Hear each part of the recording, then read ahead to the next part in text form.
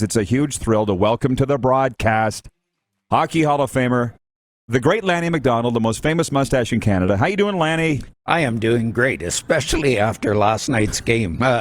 Couldn't have gone much better than that. Wasn't it rocking in there? Did it have a playoff feel to you? Did you feel that? Well, it really did, because if you think about the standings, if they win, they're 7 points behind, and yes, we still have a couple of games in hand, but to all of a sudden them be 11 points behind us, and we still have games in hand, that could not have gone better. It was a perfect night, you're saying? It was a perfect night. For the viewers, everybody knows, but I'm just going to say it. 1,111 NHL games for Lanny McDonald. 11-11. How about that? 500 goals. Man, I got a lot to get to with you. 506 assists. He's right in that 500 goal club. I didn't realize you just made it by the skin of your teeth. Well, hey, that's a great club. Well, they call it the 500 Club. Why would you waste time and go to 502 or 510? I'm in the 500 Club. Why not win the Stanley Cup in your last game? Yeah, well, to score my 1,000th point, I think it was on March 7th. The 21st was the 500th goal, and then win the Stanley Cup, all in a span of about two and a half months. I'm out of there. Like, I know. 16 years, it was so good. Well, so I was watching you on television the other night. I ran into you at the Flames game the other night, and the guys asked you what you're doing now. You seem busier than you've ever been. I think you're right. I've had so much fun. After my playing days were over, I worked for the Flames for about 10 years. Went into the oil and gas business for 15, and then took over as chairman of the Hockey Hall of Fame in Toronto. I work part-time with the Calgary Flames, helping the sales and marketing department. And then I help out with Darcy Tucker and Cassie Campbell-Pascal with all of Scotiabank's programs, kids programs across the country. I am busy, but I am having a blast. You have to be. Well, and I'll tell you, too, I was going to pick up my good friend Bob at the airport today, and I got to be careful here because we're sponsored by Capital GMC, and there's a Capital here in Calgary. Ooh. Right, but I'm listening to Fan 968. Is it Southeast Dodge? No, just East Side Dodge. East Side Dodge. Tell them, Lanny, Tell you. That commercial's been running for 25 years, I think, hasn't it? 31. Right, and I thought, how big a Dodge truck Lanny must have from this place? What do you drive? Dodge 1500. It's right out there in the parking lot. I absolutely love that truck. Is it red? No, it's black. All of our vehicles are black. Black on black on black. Yeah. Love that. Well, by the way, Lanny, myself, and Chris Walby are going to be speaking in Assiniboia April 9th. Have you ever done a event with Big Bluto, or do you know him at all? No, don't. I look forward to it. He's a beauty. It's going to be so much fun. You know what? And when you go to a small community, and I shouldn't say small community because they'll draw people from all over, you want to have fun. You want to enjoy yourself, make sure they enjoy themselves, and I can't wait. 3,500 people in that town, and I do it pretty much every year. And now that the last one was Brock Lesnar and Marty McSorley. And the best part was I never seen Marty worry about being beaten up. But Brock Lesnar was the other speaker, right? Hey, I did a banquet in Manitoba, and I'm trying to think where it was with Brock. And he is a massive man. Like, you don't want to cross him, and whether you're Marty McSorley or not. That's what I'm saying. You mind your P's and Q's. Well, just because you always like to know what you're getting into with an event. We all do. Yeah. Just so you know, the second last one I did was with Tiger, and he knocked out the auctioneer. Oh, jeez. Which I know that you're not falling off your chair, clearly. He cut him, and thank God the auctioneer was a Leaf fan, and he thought it was awesome. Otherwise, we'd have been in a lot of trouble. I can guarantee you I'm not knocking out anyone. Well, you haven't been there yet. We're going to knock them out having fun. Exactly. Well, I'm just telling you what you're getting into. It's pretty wild down there. I love it. Which I know that you like, yeah. Speaking of wild, they're saying this town has not been this Flames crazy since 2004, and I get it. Yep. How about Tyler Toffoli last night, though? Like, I texted Brad Treliving as soon as that trade was made and said, good on you. Two things came to mind right away. First of all, you add a top six forward, and you get him a month before the trade deadline's like history. And now you look at the dividends he's paid already. I think that's 7 goals and 4 assists. Well, he's going to end up with 20-plus goals. So will probably the from Tampa Bay. Blake Coleman. Blake Coleman. Yeah. And all of a sudden, you've got 6 guys having 20-plus goals. That has not happened in a long time, and good for them. The plus-minus on the team is so attractive right now. I am so happy for the team and the guys. Well, I apologized to Lanny before we went to air because I pretty much ambushed him outside the suites the other night, and the game had not quite yet started. That was the Montreal game.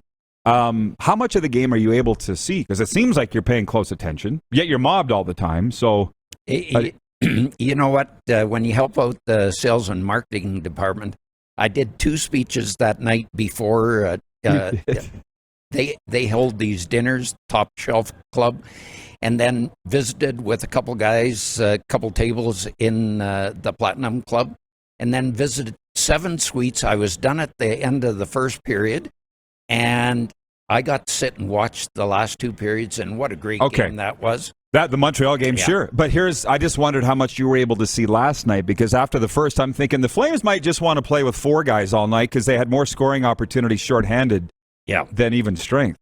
Well, and I saw the entire game last night. I did not want to be interrupted, even when people were visiting upstairs in the Alumni Suite.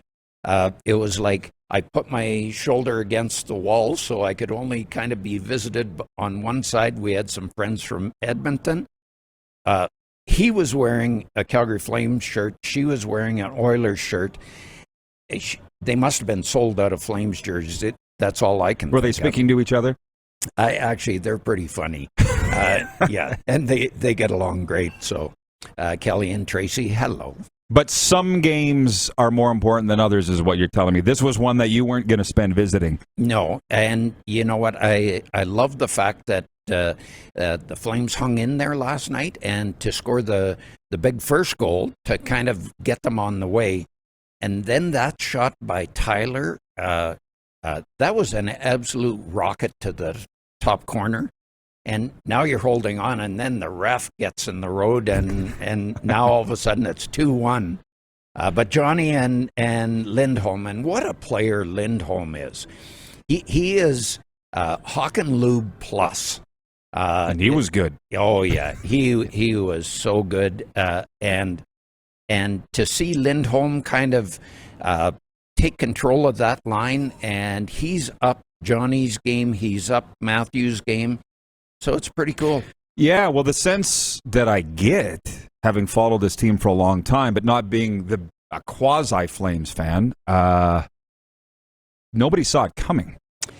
No, everyone thought we were going to be right in kind of that mix for the last kind of 1-2 playoff spots. But probably the best thing that happened last year was Darryl came in for the last 30 games. And there were some good points and there were some tough losses. And by doing that, he kind of set the tone. This is the way it's going to be. And you look at how Johnny's playing, how Matthew's playing, how Manny is playing. And I'm speaking of Manapajani. I call him Manny. Go ahead. Mango? Yeah, Mango Manapajani. I love that guy. Yeah. He's great. He reminds me a lot of Joey Mullen and Doug Gilmour. Not that big, but not afraid to go to the corners, the dirty spots, fight for area in front of the net, scores big goals, falling down, just finds the puck. Do anything it takes. Yeah. Well, cool. So do you think that this team has it? You're probably getting that all the time. Do they have what it takes to win a Stanley Cup? Well, you can't win a Stanley Cup without goaltending. And to have Vlador go in and beat Colorado the other night, and good for the coaching staff, and probably because they knew we were going to play 5 games this week, and tough games. You play Washington tonight, you play Tampa Bay on Thursday, and Edmonton last night, so you can't just play Markstrom or he's going to be absolutely exhausted come playoff time. But you also look at their defense, and Shillington has upped his game from the start of the year to now. You look at the 2 big boys, the so-called third pairing, Zadorov and Gabranson. Who wants to go against them? You're going to get whacked and hacked down the boards. You're going to get beat up in front of the net. And they are playing great. And the team chemistry right now is so good. And a guy like Lucic, who is one of the fan favorites, he's skating better than I've seen him skate for years. I know. It's pretty cool. Yeah, well, they're characters, and they have character. Yep. You haven't even brought up Kachuk, and look what he did last night with a stick between the legs. You know, that play. We were having an alumni skate just before Christmas, and he had scored a couple of those goals, so we're all trying it. Well, we were falling into the net, falling into the boards. I don't have any clue how he can do that well at top speed and the speed of the game. And even though he lost the puck last night, he's trying it. The goalie knows it's coming, and he leaves the far side of the net open, and Toffoli's right there. Distracted him. Tap it in. Yeah, when you say chemistry perfect. And everything, it was perfect. I was going to save this till the next segment, but I'm going to ask you now, because when you say Vlador and Mangia, you remind me of Don Cherry. And I'm looking up your hockey DB. 3 seasons in Colorado. What's your favorite Don Cherry story from that time? Or do we have time? Oh. Can you limit it to 1? Yeah, I will. We're playing against New York Rangers, and Don's dog Blue always sat right outside his office, and you walked into our dressing room, and his office was right on the right, and everyone knew. You come in, and you just go calmly past Blue, because Blue was guarding the office. And this reporter from New York comes in to try and get a story on game day. And he comes charging in, races around the corner into the dressing room, and Blue grabs him by the back of the leg. He's shaking the guy's leg all over. The guy goes down for the count. Grapes comes out of the office. What's going on out here? And there's Blue. And he doesn't even help the guy. He says, "See that, guys? That's the way I want you guys to play tonight. Hungry." And then the poor reporter finally gets up, races out of the room, doesn't even get a story. But that was quite a story. Okay.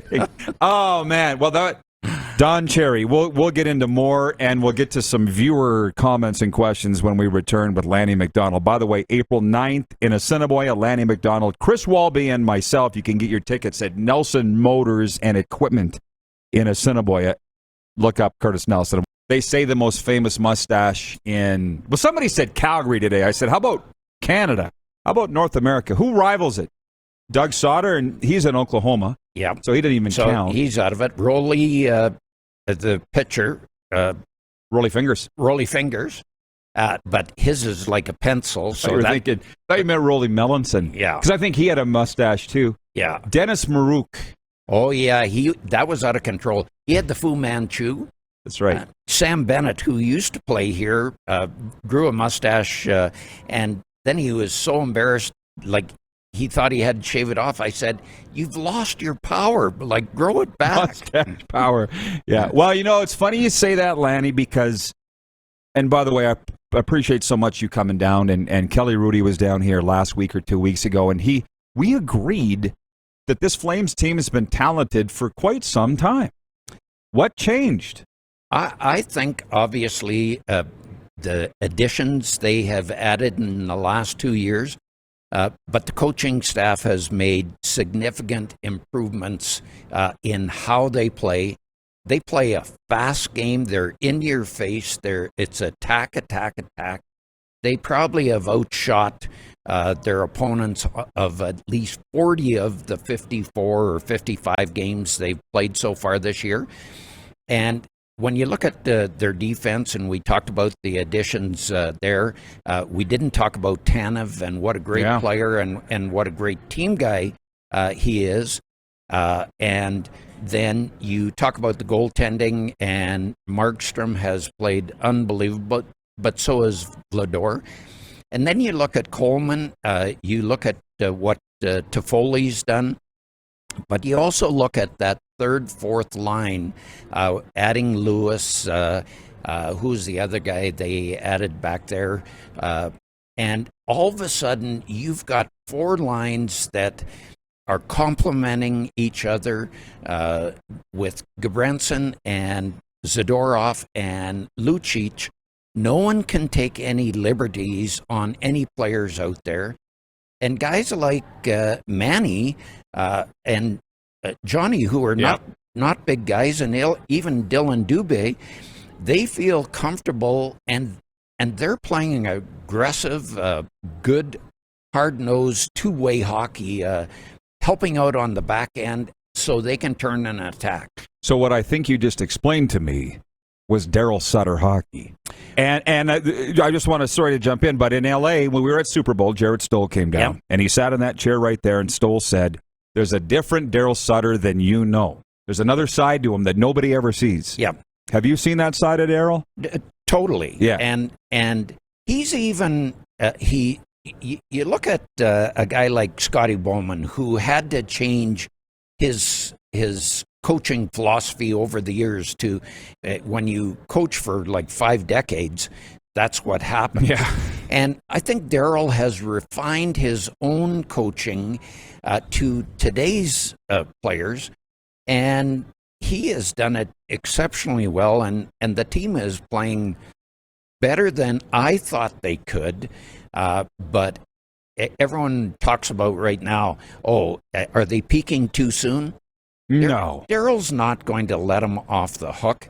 He's going to take this right to the end, and they'll carry it all the way through. From the viewers, Jeff Caldwell is watching in Redmond, Oregon on Game Plus TV, and he says, the RP show just keeps getting better every day. That's because of the guests. It's the truth. Jeff Krieger, watching in the Energy City. He says, I saw Lanny in Estevan when he worked for Flint or AECOM. What a great guy.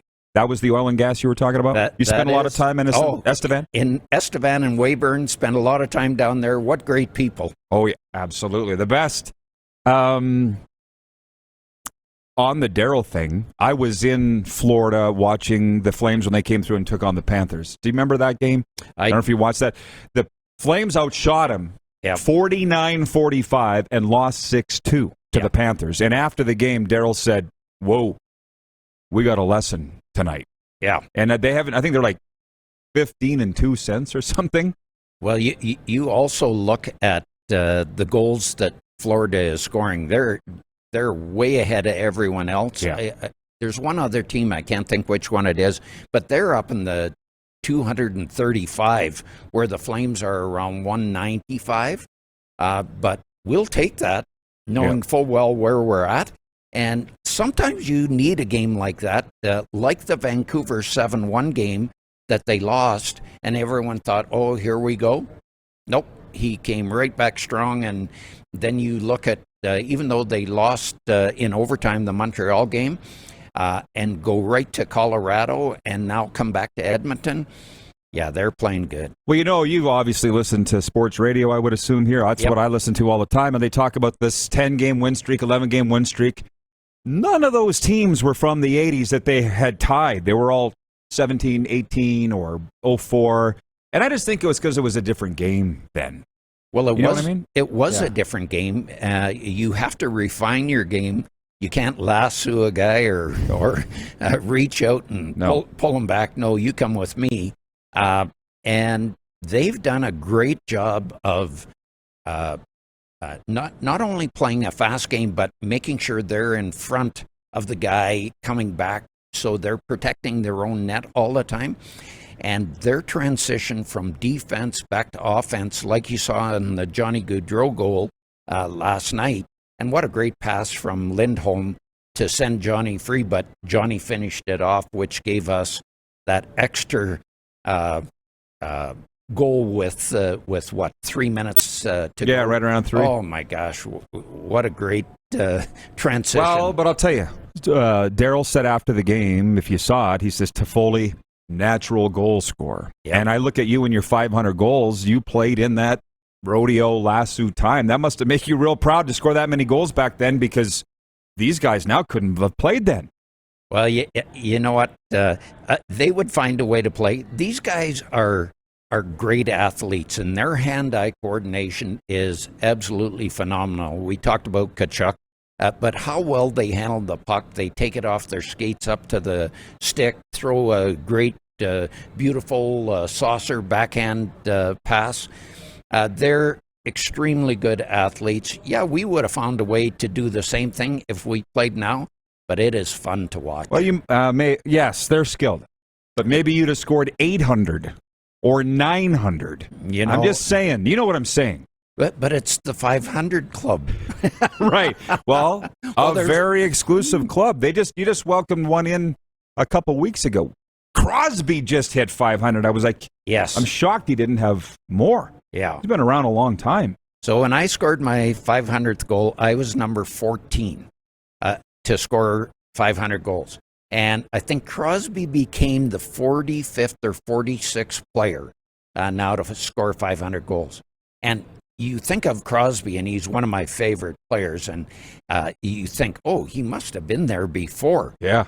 But he has been so consistent year after year, and every guy he plays with, he makes them better. Yeah, there's no doubt. That when Sidney hit the 500, I talked about that painting. You've seen it with all the 500. Do you have that? I do have that. Where do you have it? It's pretty cool. It's down in our, we call it the Wall of Shame downstairs, but it is the Wall of Fame.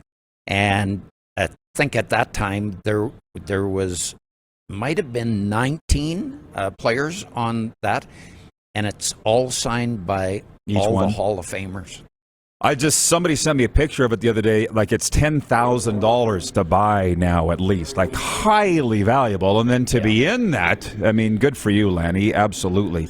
Again, Lanny McDonald with us. He's heading to Toronto later on today. We appreciate the time. And Randy in Winnipeg's watching. He wants another Don Cherry story.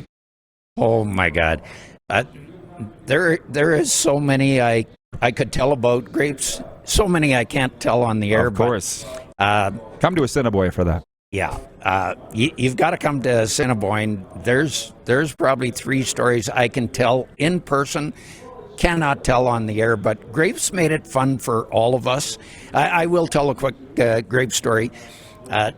We were playing the Montreal Canadiens, and Hardy Astrom had a way of pulling himself out of the game if we're playing a tough team. And so Grapes comes in, tells Hardy the trainers want to see him, so Hardy goes in the trainer's room, and Grapes said, no one can hit Hardy in warm-up, like shoot wide, shoot high, it doesn't matter because he's going to pull the shoot on us. And so we go out and warm up, and Grapes said, seriously, and he's standing in the corner. We're doing 1-on-nothings, 2-on-nothings, 5 feet high, 10 feet wide, and Hardy's like, come on, guys, I need the practice. No shit, you need the practice, Hardy. And how about that? We do the entire warm-up, like 500 shots, no shots on Hardy. Grapes is high-fiving everyone as we come off. We get in the game, we play the game.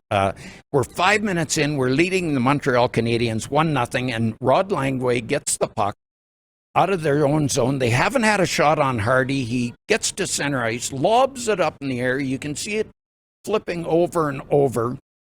Lands on Hardy's hip. He had his glove up, missed his glove. Hits him on the hip. He goes down for the count on a lob shot. And they drag him off, and like Grapes is like, oh my God, there it goes again. And we end up losing the game 3-2. And that's why you hear Grapes tell all those Hardy stories. He just abuses him. Is Hardy still alive? Is he around?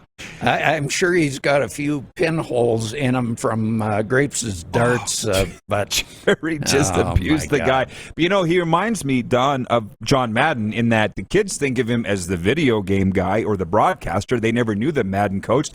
And it's the same thing with Cherry. Yeah. Most people know him as that commentator on Saturday night. But you felt he was a good coach, did you not? Grapes wasn't, he was a great motivator. And we would go through the wall for him. We were just not that good in Colorado. Like the fact we actually kind of averaged 6,000 or 7,000 a game was a bonus in Colorado. But Grapes wasn't a technical coach, and you didn't have a whole lot of other help behind the bench at that time. And Grapes just, like, you got to work harder, you got to play more physical. And that's what we tried to do. And we just weren't good enough to win a whole lot of games. Well, it's funny because I have a lot of friends in Denver that they say that we're so far fourth in the depth chart for sports here. And I'm like, but the team is so good. But it's just not a hockey state, I guess. But look at what has happened since Avalanche. And the sad part, Colorado Rockies left. They went to New Jersey. New Jersey wins a few cups. Colorado Avalanche, who came from Quebec, they win a few cups, and poor Quebec is the one left out in the cold. Yes, that is sad. Yeah. Did you enjoy playing there? I loved it. Our family, that was one of our favorite cities to play in, and we got to experience, first of all, I dreamed of playing for the Maple Leafs. That happened 6.5 years. Go to Colorado, just about 2 full years of playing there. And then coming back to Calgary and getting welcomed as kind of the long-lost son, kind of made the circle and came back home, and it couldn't have worked out better. That's why you're so happy all the time. I think it's the perfect career. You know what? I had 16 years, an absolute blast playing the game you love to play. And to be able to still live in the city, we have 9 guys from the Stanley Cup team live here. We do all kinds of charity work and love it. It's so much fun. Well, we only got a couple minutes left here, and there's okay. Tacona in Winnipeg wants to know what it was like playing with Chico Resch. Chico, good Regina guy, Moose Jaw guy. Chico was absolutely obviously one of the best people you'd ever meet. Yeah. He came from the Islanders, and that was the goal I scored to put them out of the playoffs that year in Game 7 overtime. So Chico and I, even though he hated it and I loved it, we became best friends. And Chico had a way when Grapes would do line rushes at the end, and Chico possibly had a hairpiece. Yeah. And all the boys would say, okay, watch Chico, when the goalies would go, and the hairpiece would flop this way and that way. Well, we had more fun laughing with Chico. Of course, he'd love it. And he knew it and loved it as well. Such a great guy. And that's the thing. We've been going for 40 minutes. We're going to let Lanny go. He's got a flight to catch. Maybe we'll get you a buffet doggy bag to go, Lanny. We haven't even cracked the Harold Ballard years. If you ever need me to come back, I'd love to come back and just say hello to all the people all over again. I appreciate you. Thank you. Right. And safe travels. We'll see you in Assiniboia. Thank you. You can get those tickets at Nelson Motors and Equipment in Assiniboia. Hey, everybody. Thanks for watching the RP Show on YouTube. And don't forget, we're live daily on YouTube from noon to 2 Eastern. If you like what you see, hit subscribe. And if you like the program, check around for other segments of The Rod Pedersen Show here on YouTube.